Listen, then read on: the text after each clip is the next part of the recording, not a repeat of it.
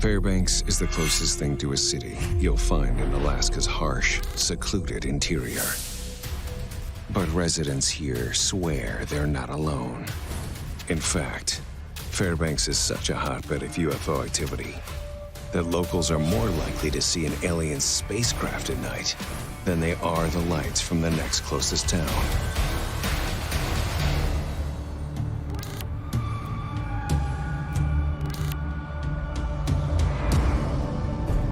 My name's Jared Augustine, born and raised in Fairbanks.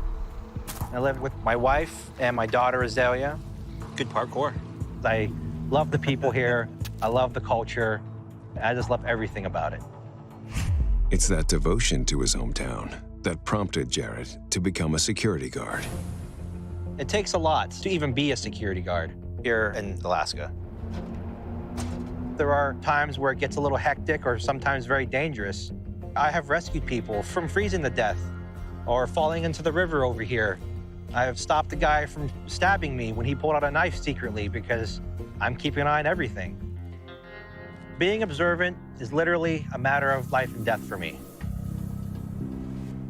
I believe that my word is set to a higher standard being a security guard or a form of law enforcement and, you know, showing that I can give the truth that's out there to the people that need it. Honesty is very important to me and is a very key thing for me because it shows that you can trust that person and you can come to them if you need help or just to talk to anybody about, just talk to them about anything. And having that kind of bond is very important. And same with integrity. But as Jared would discover in May of 2016, some threats are just too big to defeat. It was a normal day. It's on my patrol, about 2:55 in the morning, almost 3 o'clock. Came up this way, about right where that trash can's at. And then all of a sudden, I saw a light in the sky. At first, I thought it was an airplane just flashing its lights. And I just went around the building, and I finally got a clear view. And I was right here. It was just phenomenal. I just whipped out my phone, and that's when I started recording. You can see in the video these trees right here.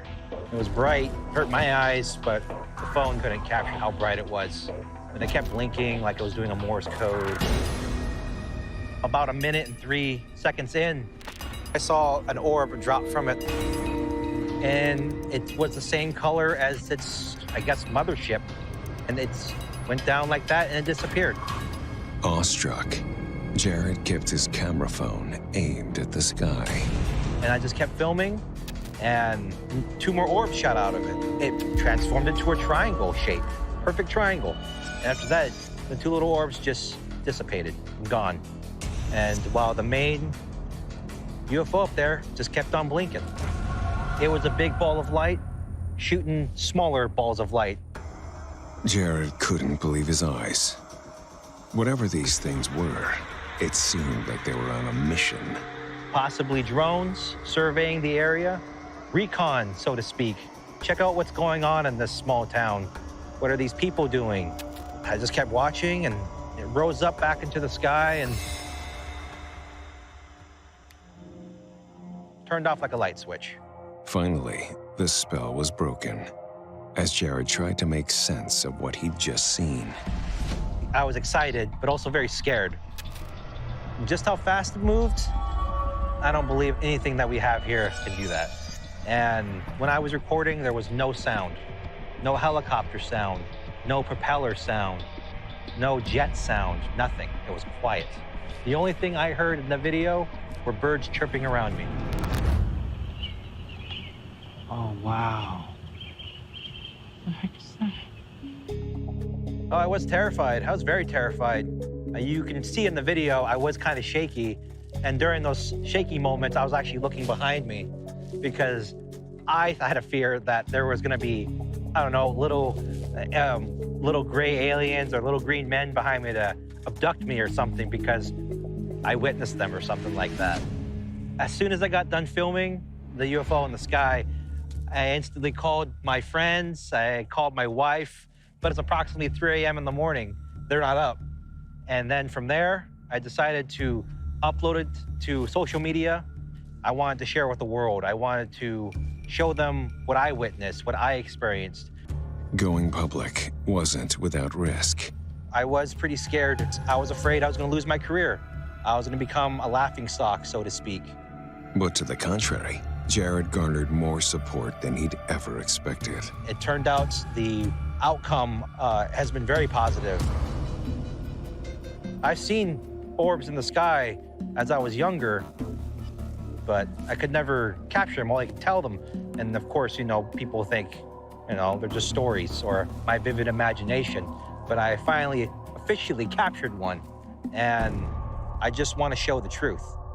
He also hopes that one day we'll know far more about the intelligent beings who visited the skies over Fairbanks. In the past, there has been rumors of first contact, but their minds were either erased or as a government official and they kept it hush-hush. But first contact with people as a civilization, with everyone witnessing the event, I think that could come.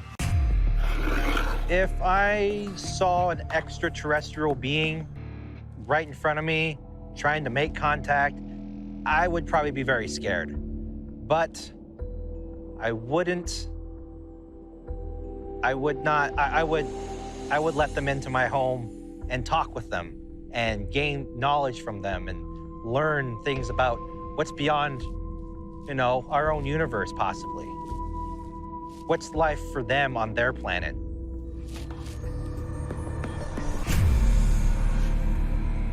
I think we're very close to possibly first contact.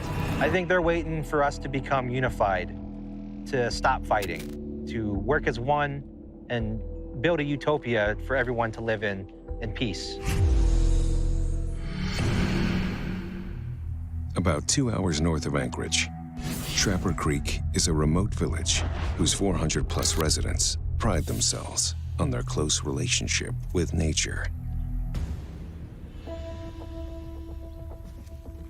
We wanted to give our children what we considered a better life.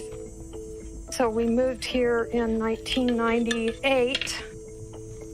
We immediately fell in love with Alaska.